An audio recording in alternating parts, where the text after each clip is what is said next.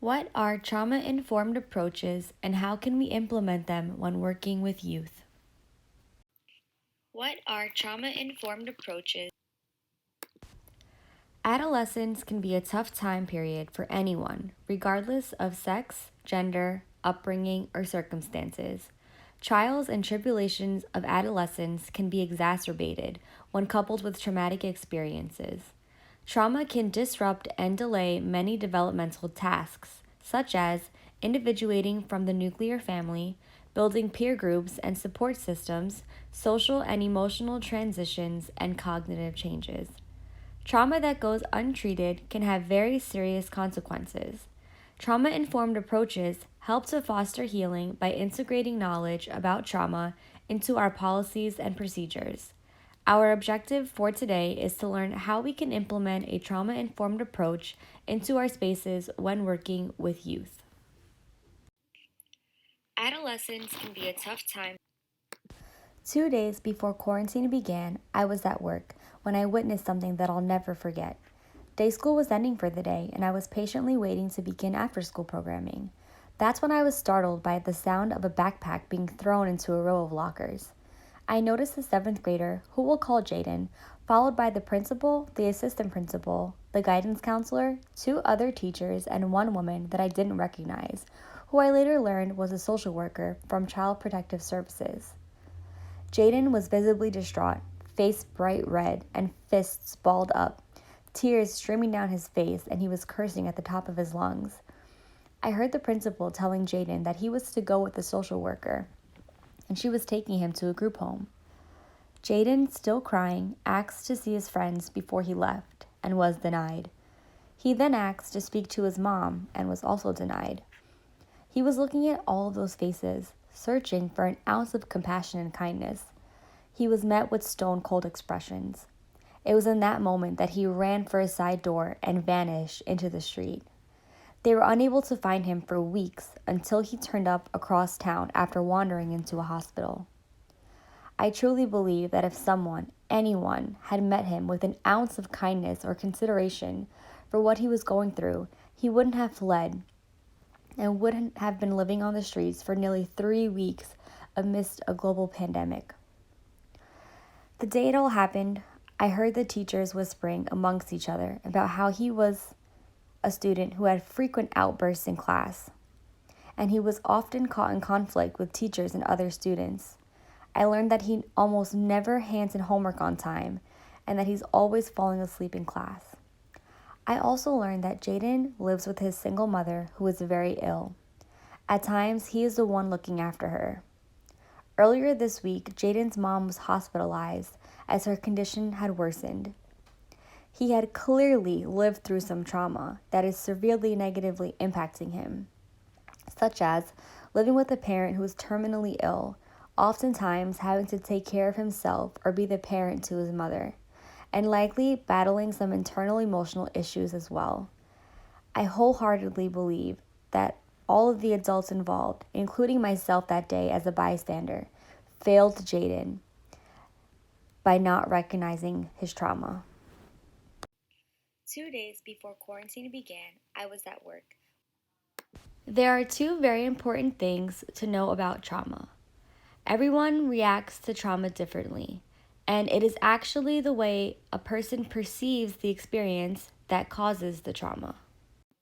There are two very important things to know about trauma. A specific event can cause trauma, such as a fire, natural disaster, or sudden death of a loved one. Exposure to a stressor over a long period of time can also cause trauma. Examples of stressors include abuse of any kind, neglect, or bullying. Other causes of trauma include chaos or dysfunction in the home, separation from a parent or caregiver, witnessing an act of violence, community violence, or severe illness or injury. A specific event can cause trauma, such as a fire. Signs and symptoms of trauma include physically obvious ones, such as increased blood pressure or heart rate, numbness, aggression, anger and irritability or weakness, as well as some that may be more difficult to notice, such as change in appetite or sleep habits, clinginess or separation anxiety, or trouble focusing. Signs and symptoms of trauma include physically. Trauma can actually alter the physical structure of the brain. In addition to broken connections between brain cells, there is a reduced size of the hippocampus and reduced hippocampal volume, and a decrease in volume in the cerebellum and prefrontal cortex. Prolonged exposure to stress can also lead the corpus callosum, which is the structure which connects the left and right hemispheres of the brain, to lose its connectivity over time. Trauma can also lower emotional control of the brain. Adolescents affected by trauma need to have strong anxiety management skills, or they could be prone to further emotional deregulation, increased behavioral issues, and depressive symptoms. Research has also shown that trauma exposure on the adolescent brain has highlighted detriments in working memory, inhibition, and planning ability. Trauma can actually alter the physical structure. Trauma can negatively impact social development during adolescence as well.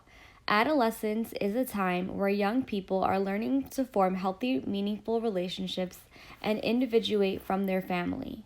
Young people whose trauma has been rooted in trust, attachment, or abandonment may have trouble differentiating between a current non threatening situation that may trigger memories of the traumatic event and the actual traumatic event that they have experienced.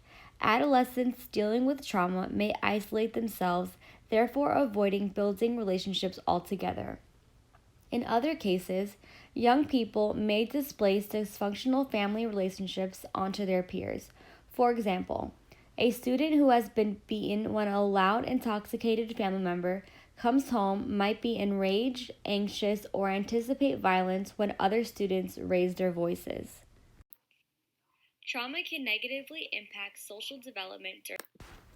Research has articulated a need for more informed approaches to addressing youth who have experienced traumatic events, whether it be in schools, in institutions working with justice involved youth, or within other organizations and centers. Trauma informed approaches recognize the physical and social and emotional impact of trauma an individual has experienced and responds by incorporating that knowledge into policies and practices or the environment.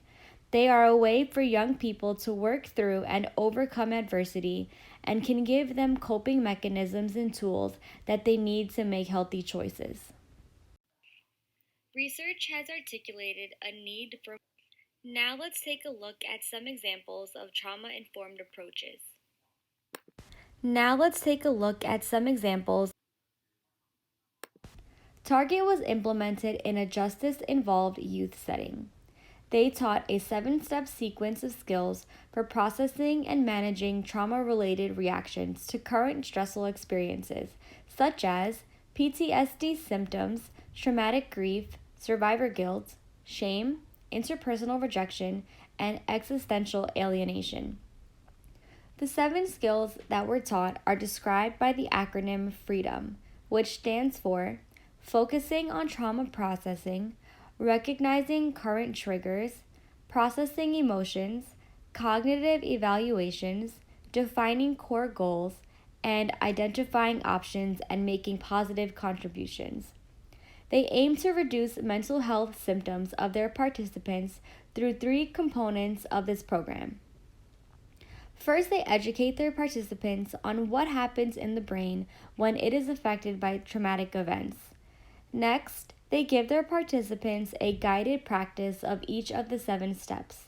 And lastly, there is an exercise in which they ask participants to create a timeline of their life, highlighting and focusing attention on positive memories, but being sure not to exclude traumatic events. Over a period of 3 months, this program increased perceived optimism and decreased depression within participants.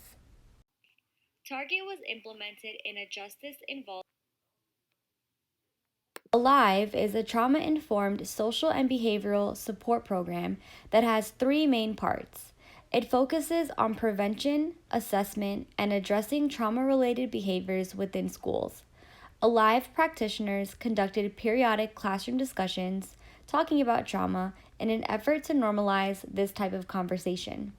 For the assessment portion, these discussions led practitioners to determine which students needed individual guidance. Those students worked one-on-one with practitioners and were given individualized stress reduction interventions. Here on the right is a video of what implementing a trauma-informed approach could look like in a classroom. Alive is a trauma-informed social and behavioral support program. Now let's take a look at what we can do to make our spaces more trauma-informed.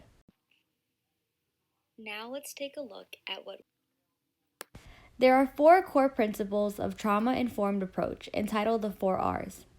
A system that is trauma-informed is based on 4 key assumptions. Realizes the widespread impact of trauma and understand the paths for recovery. Recognizes the signs and symptoms of trauma in clients, staff, and others involved with the system. Responds by fully integrating knowledge about trauma into policies, procedures, settings, and practices, and resists re-traumatization of clients as well as staff. There are 4 core principles of trauma-informed. Begin with environmental modifications, such as creating a space for youth to practice the coping skills they have learned. Designate a space or room where they can go and consider filling it with weighted blankets, fidget toys, music, or other sensory-based tools. Comfortable furniture could also be used to encourage social interaction between participants as well as between participants and facilitators. Painting spaces brighter colors could also have a positive, soothing effect on youth. Reducing triggers such as noise by installing sound panels has also proven to have positive effects. Creating a positive physical environment is the first step toward adapting a trauma-informed approach into your spaces. Begin with environmental modification. You will want to create a positive social-emotional environment. To do this, welcome all participants and ensure they feel respected and supported. Keep schedules consistent, and if there must be a change in scheduling, give your participants notice and explain why this change is necessary. Keep communication open and respectful, but most importantly, compassionate. Encourage developing positive, meaningful relationships with adults and peers. Encourage self-management and autonomy over decision-making as well as self-awareness. They should also have access to mental health resources and support when they need it. You will want to create a positive social-emotional environment. Teach stress and anxiety management skills. Understand that adolescents who have experienced trauma may be prone to certain triggers. Teaching and practicing coping mechanisms for stress and anxiety have proven to be highly beneficial. Teach your participants to be aware and identify their triggers. This will make it easier to reduce those triggers. Self-monitoring is also helpful.